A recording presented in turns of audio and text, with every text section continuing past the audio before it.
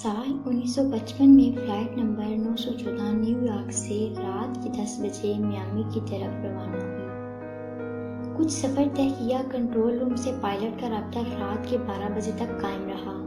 Pilot نے ان سب کو شب بخیر بھی کہا، لیکن اس کے بعد سلسلہ منقطع ہو گیا اور باوجود مسلسل کوشش کے دوبارہ بحال نہ ہو سکا۔ در حقیقت جہاز غائب ہو چکا تھا، ایسے جیسے فضا میں تحلیل ہو گیا ہو۔ اگلی صبح طیارے فلائٹ کی گمشدگی کی وجہ جاننے نکل پڑ کھڑے ہوئے، لیکن کوئی کامیابی نہ ہو سکی۔ کچھ عرصہ تلاش جاری رہی، پھر سب خاموش ہو کر بیٹھ گئے۔ وقت گزرتا گیا۔ ٹھیک 37 سال بعد فلائٹ 914 کراکس وینزویلیا کے ایئرپورٹ پر نمودار ہوئی۔ پائلٹ اور مسافر سب سلامت تھے۔ تم آؤ گے نہیں؟ میں نے اپنے ململ کے دوپٹے کو انگلیوں میں مروڑتے ہوئے پوچھا۔ لگتا تو نہیں ہے کہ آؤ گے، ہر مرتبہ ٹال دیتے ہو۔ ضرور آؤں گا، تمہارے حماد بھائی میرے بھی بھائی ہیں، ان کی شادی پر ضرور آؤں گا، میرا یقین کرو، علی نے دلاسا دیا۔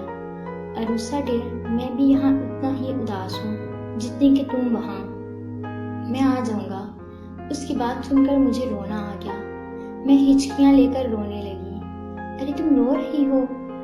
تمہیں معلوم تو ہے میں کاروبار کے لیے یہاں آیا ہوں، ورنہ مجھے کوئی شوق نہیں ہے اپنوں سے دور رہنے کا۔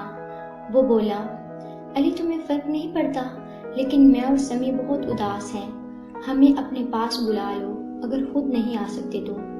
میں روتے ہوئے بولی، ابھی نہیں، میں خود آ جاؤں گا واپس۔ اس نے یہ کہہ کر کال کاٹ دی۔ ہلو ہلو میں کہتی رہی، لیکن دوسری طرف سے جواب ندارت۔ یا اللہ میری مدد کر، علی مجھے اپنے پاس بلا لے، ہر بار آنے کا وعدہ کرتا ہے لیکن آتا نہیں۔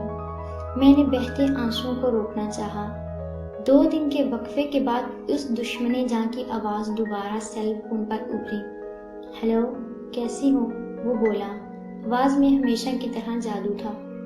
ٹھیک ہوں، میں نے یک لفظی جواب دیا۔ ناراض ہو مجھ سے؟ وہ پوچھنے لگا۔ نہیں، اللہ کی رضا پر راضی ہوں، شاید اللہ کی مرضی یہی ہے اور میری قسمت میں صرف انتظار ہی لکھا ہے۔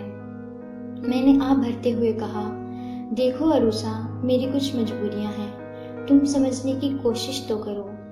وہ ایک مرتبہ پھر سمجھانے لگا، لیکن تم نے کہا تھا کہ تم حماد بھائی کی شادی پر ضرور آؤ گے، کیا اس مرتبہ بھی ایسا ممکن نہیں؟ میں ایک بار پھر رو دینے کو تھی۔ عجب بے بس کی حالت تھی یہ بھی۔ نہیں، میں اگلے مہینے حماد بھائی کی شادی سے 1 ہفتہ قبل انشاءاللہ تمہارے پاس ہوں گا۔ اس نے جیسے میرے سر پر دھماکہ ہی کر دیا تھا۔ اس جواب کے لیے ہرگز تیار نہیں تھی۔ کیا؟ میں اچھل پڑی۔ کیا تم سچ کہہ رہے ہو؟ تم آ رہے ہو واپس؟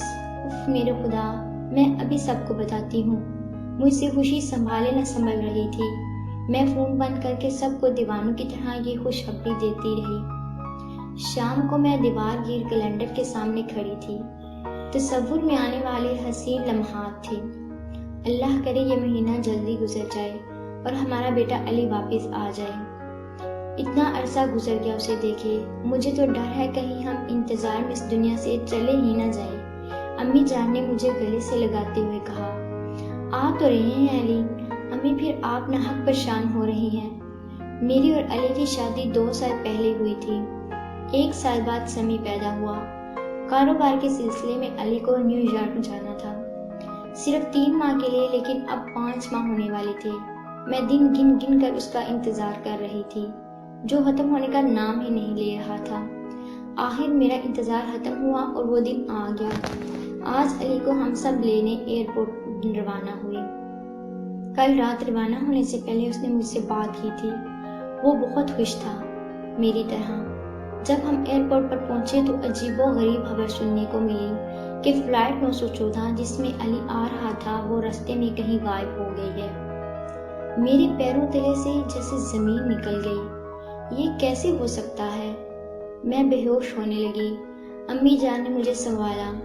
پھر دن اور رات معمول کے مطابق گزرنے لگے۔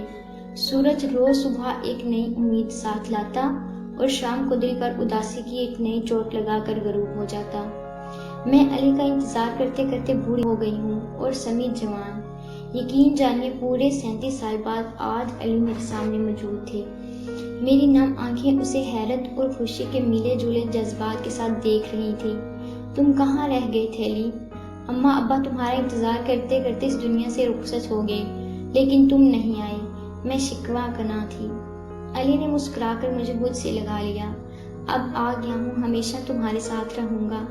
چلو اب چل کر آرام کرو، کب سے جاگ رہی ہو؟ زہرا امی کب سے سو رہی ہیں، جاؤ اٹھاؤ انہیں۔ سمی تیسری بار ماں کے کمرے میں جھانک کر آیا تھا اور اب پریشان ہو کر بیوی سے انہیں اٹھانے کو کہہ رہا تھا۔ ہاں اب ٹھیک کہہ رہی ہیں، اب تو عشاء کا وقت ہونے والا ہے، میں اٹھاتی ہوں۔ یہ کہہ کر زہرا ان کے کمرے کی جانب چل دی اور پھر گھر اس کی چیخوں سے گونج اٹھا۔ امی کو دنیا سے گئے آج 10واں روز ہے۔ میں روز ان کی قبر پر جاتا ہوں اور سورۃ یاسین کی تلاوت کرتا ہوں۔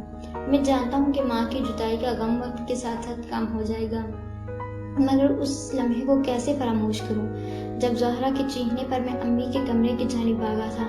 تب میں نے اپنی آنکھوں سے امی کو حشاش بشاش کمرے سے نکلتے دیکھا تھا۔ انہوں نے ابو کا ہاتھ تھاما ہوا تھا، دونوں نے مسکرا کر مجھے دیکھا تو کمرے سے باہر چلے گئے۔ یہ منظر اتنا واضح تھا کہ میں اس کو اپنا وہم گردان ہی نہیں سکتا۔ جب آنکھیں بند کرتا ہوں تو وہی منظر آنکھوں کے سامنے آ جاتا ہے اور میں جلدی سے اٹھ کر وضو کرتا ہوں اور اپنے والدین کے سال و ثواب کے لیے نفل ادا کرنے کے لیے کھڑا ہو جاتا ہوں۔